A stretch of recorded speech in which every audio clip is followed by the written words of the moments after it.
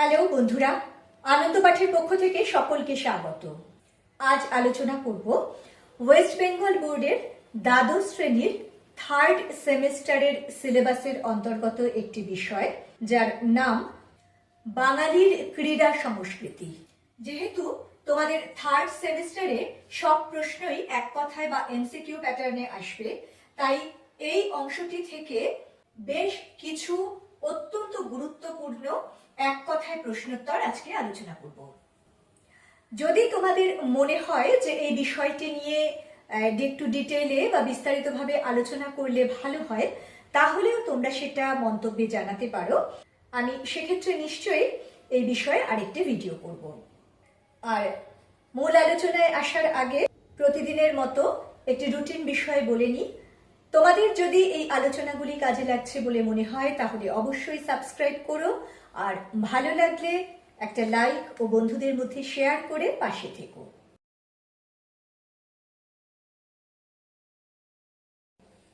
শুরু করছি আজকের প্রশ্নোত্তর পর্ব।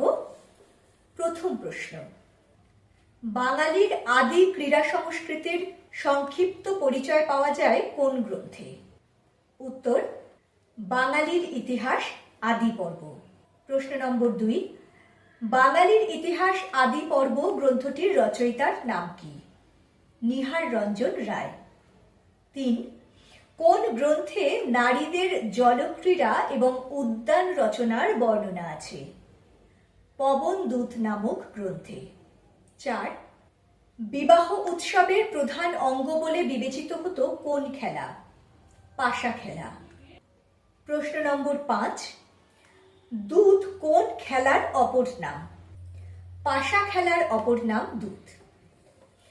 6: ইংরেজিতে ফোক গেমস বলে পরিচিত কিছু খেলা আছে, যাদেরকে বাংলায় বলা হয় লোকক্রীড়া। 7: অতীতে প্রচলিত দেশীয় খেলা কোনটি? হাডুডু। 8: বাংলায় প্রচলিত কয়েকটি খেলার নাম বলো। কুমির কুমির, বাঁশি চোর, নৌডুবি ইত্যাদি। 9: বাংলায় উপাদানবহুল ও ব্যয় সাপেক্ষ খেলার আবির্ভাব ঘটে কাদের হাত ধরে? ইংরেজদের হাত ধরে। 10 নম্বর প্রশ্ন: কোন শতক বাংলার জ্যোতিষ্কের শতক বলে বিবেচিত হয়? 19 শতক বা ঊনবিংশ শতক। 11: মধ্যস্থ পত্রিকার সম্পাদক কে ছিলেন? নবগোপাল বসু। 12: কলকাতায় কবে প্রথম হিন্দু মেলা আয়োজিত হয়েছিল? 1867 খ্রিস্টাব্দে। 13: কোন পরিবারের সহযোগিতায় কলকাতায় প্রথম হিন্দু মেলা আয়োজিত হয়? ঠাকুর পরিবারের সহযোগিতায়। 14: হিন্দু মেলার প্রধান কর্ণধার কে ছিলেন? নবগোপাল মিত্র। প্রশ্ন নম্বর 15: হিন্দু মেলার নাম বদলে কেন ভারত মেলা রাখা হয়েছিল? ভারতবাসীকে ঐক্যবদ্ধ করার জন্য। 16: হিন্দু মেলার নাম বদলে ভারত মেলা রাখার প্রস্তাব কে করেছিলেন? যোগেন্দ্রনাথ বিদ্যাভূষণ। 17: কোন কোন মহাকাব্যে কুস্তির কথা উল্লিখিত হয়েছে? রামায়ণ ও মহাভারতে। 18: বিখ্যাত কুস্তিগীর গোবর গুহর প্রকৃত নাম কি ছিল? যতীন্দ্রচরণ গুহ। 19: ভারতবর্ষে প্রথম ফুটবল ক্লাব কবে প্রতিষ্ঠিত হয়েছিল? 1872 সালে। প্রশ্ন নম্বর 20: আইএফএ শিল্ড প্রতিযোগিতা শুরু হয় কোন সালে? 1893 সালে। 21: বাংলা তথা ভারতবর্ষে কাদের হাত ধরে ফুটবল খেলার প্রবর্তন হয়? ব্রিটিশ সেনাবাহিনীর হাত ধরে। 22: ভারতীয় ফুটবলের ইতিহাসে একজন চিরস্মরণীয় ব্যক্তিত্ব হলেন নগেন্দ্র প্রসাদ সর্বাধিকারী।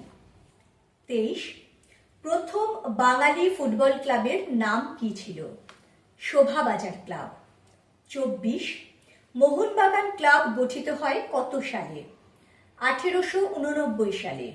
প্রশ্ন নম্বর 25: ইন্ডিয়ান ফুটবল অ্যাসোসিয়েশন বা আইএফএ প্রতিষ্ঠিত হয় কত সালে? 1893 সালে। 26 ইস্টবেঙ্গল ক্লাবের জন্ম হয় কোন সালে? 1920 সালে।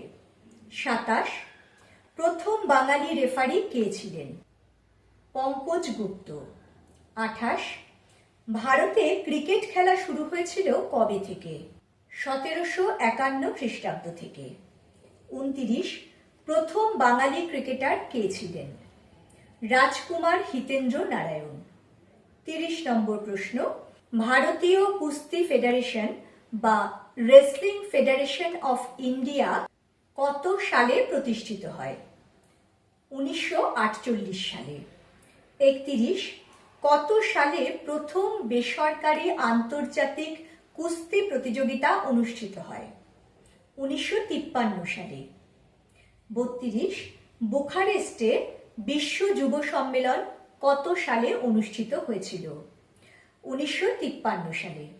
33 1953 সালে বিশ্ব যুব সম্মেলনে অংশগ্রহণকারী কয়েকজন ভারতীয় কুস্তিগীরের নাম করো। কেডি যাদব, সূর্যবংশী, শ্যামসুন্দর চট্টোপাধ্যায় প্রমুখ। 34 ভারতে প্রথম বিশ্ব কুস্তি প্রতিযোগিতা কত সালে হয়? 1892-94 সালে। 35 নম্বর প্রশ্ন, উপরোক্ত প্রতিযোগিতায় বিশ্বের শ্রেষ্ঠ কুস্তিগীর হিসেবে স্বীকৃতি পান কোন ভারতীয় খেলোয়াড়? করিম বক্স। 36 কোন কোন মহাকাব্যে গ্রিকদের মল্লযুদ্ধের প্রসঙ্গ রয়েছে? ইলিয়াড ও ওডিসিতে। 37 কোন মহাপুরুষ যৌবনে কুস্তি বা মল্লযুদ্ধে আগ্রহী ছিলেন বলে জানা যায়? উত্তরটা হবে গৌতম বুদ্ধ। 38 চীনে প্রচলিত মল্লযুদ্ধ কি নামে পরিচিত ছিল? সুয়াই জিয়াও। 39 কোন সময় থেকে কুস্তি এথেন্স অলিম্পিকে জায়গা করে নেয়? উত্তরটা হবে 1896 সাল থেকে। 40 নম্বর প্রশ্ন, বাংলায় আখড়া সংস্কৃতি প্রচলনের পথিকৃৎ ছিলেন অম্বিকাচরণ গুহ। 41 কুস্তি প্রতিযোগিতায় প্রথম এশীয় হিসেবে কে বিশ্ব চ্যাম্পিয়ন হয়েছিলেন? গোবর গুহ। 42 1921 সালে বিশ্ব লাইট হেভিওয়েট চ্যাম্পিয়নশিপ কে জিতেছিলেন? গোবর গুহ। 43 ব্যায়ামকে কে প্রথম চিকিৎসা ক্ষেত্রে প্রয়োগ করেছিলেন? ডাক্তার ফণীন্দ্র কৃষ্ণ গুপ্ত। 44 লৌহ মানব কার উপাধি ছিল? নীলমণি দাসের। প্রশ্ন নম্বর 45 পৃথিবীতে ফুটবল খেলার প্রতিষ্ঠা হয়েছে কাদের দ্বারা? উত্তরটা হবে ব্রাজিল। 46 ভারতবর্ষের প্রথম ফুটবল ক্লাবের নাম কি? ক্যালকাটা এফসি। 47 বাঙালিদের মধ্যে সর্বপ্রথম ফুটবলে পা ছোঁয়ানোর অভিজ্ঞতা কার? নগেন্দ্র প্রসাদ সর্বাধিকারীর। 48 নগেন্দ্র প্রসাদ সর্বাধিকারী যে ক্লাবে হকি ও টেনিস খেলার সূচনা করেন সেই ক্লাবের নাম কি ছিল? Boys sporting club. 49 বাঙালি যুবকদের নিয়ে কে প্রথম রাগবি দল গঠন করেছিলেন? নগেন্দ্র প্রসাদ সর্বাধিকারী। 50 নম্বর প্রশ্ন, স্বামী বিবেকানন্দ কোন ক্লাবের হয়ে ফুটবল খেলতেন? টাউন ক্লাবের হয়ে। 51 কোন শহরটি ভারতীয় ফুটবলের রাজধানী বলে পরিচিত? কলকাতা। 52 প্রথম বাঙালি হিসেবে কে ইংল্যান্ডে কাউন্টি ক্রিকেট খেলেছিলেন? রাজকুমার হিতেন্দ্র নারায়ণ। 53 ক্রিকেট খেলা নামক বইটির রচয়িতা কে? Sarada Ranjan Raychaudhuri. 54 swimming federation of India কত সালে স্থাপিত হয়? 1948 সালে। 55 কত সালে কে প্রথম বাঙালি হিসেবে ইংলিশ চ্যানেল সাঁতরে পার হন? মিহির সেন। 56 প্রথম এশিয়া মহাদেশ থেকে মহিলা হিসেবে কে ইংলিশ চ্যানেল অতিক্রম করেন?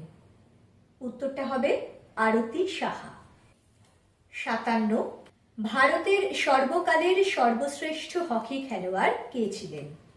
উত্তরটা নিশ্চয়ই তোমাদের সকলেরই জানা, হকির জাদুকর ধ্যানচাঁদ। প্রশ্নটা কিন্তু এইভাবেও ঘুরিয়ে আসতে পারে যে হকির জাদুকর কাকে বলা হয়। 58, ধ্যানচাঁদের আত্মজীবনীর নাম কি? ধ্যানচাঁদের আত্মজীবনীর নাম গোল। 59, রামায়ণ অনুসারে কে প্রথম দাবা খেলার প্রচলন করেছিলেন? রাবণ পত্নী মন্দোদরী। 60 নম্বর প্রশ্ন, ব্রতচারীর প্রবর্তকের নাম বলো। গুরু সদয় দত্ত। 61, 5টি ব্রত হল জ্ঞান, শ্রম, সত্য, একতা ও আনন্দ। 62, বাঙালি হিসেবে প্রথম সার্কাস কে প্রতিষ্ঠা করেছিলেন? নবগোপাল মিত্র। 63, বিখ্যাত গ্রেট বেঙ্গল সার্কাসের প্রতিষ্ঠাতা কে ছিলেন? প্রিয়নাথ বসু। 64, বাংলাদেশে আধুনিক ম্যাজিকের জনক কাকে বলা হয়? গণপতি চক্রবর্তীকে। 65 নম্বর এবং আজকের মতো শেষ প্রশ্ন, গণপতি চক্রবর্তীর একজন জগৎ বিখ্যাত শিষ্যের নাম বলো। বিশ্ববিখ্যাত ম্যাজিশিয়ান প্রতুল চন্দ্র সরকার, যিনি সকলের কাছে পিসি সরকার সিনিয়র নামে পরিচিত। বন্ধুরা, এই 65টি এক কথায় প্রশ্নোত্তর আলোচনা করে দিলাম বাঙালির ক্রীড়া সংস্কৃতি নামক বিষয়টি থেকে। এগুলি যদি তোমরা মনে রাখতে পারো তাহলে নিশ্চিতভাবেই বলা যেতে পারে যে পরীক্ষায় কমন তোমরা পাবেই। পরের দিন আরো একটি নতুন পাঠ নিয়ে ফিরে আসবো খুব তাড়াতাড়ি। সঙ্গে সঙ্গে নোটিফিকেশন পেতে চাইলে সাবস্ক্রাইব করে বেল বাটনটি অন করতে ভুলো না। আজকের মতো টাটা, সবাই খুব ভালো থেকো।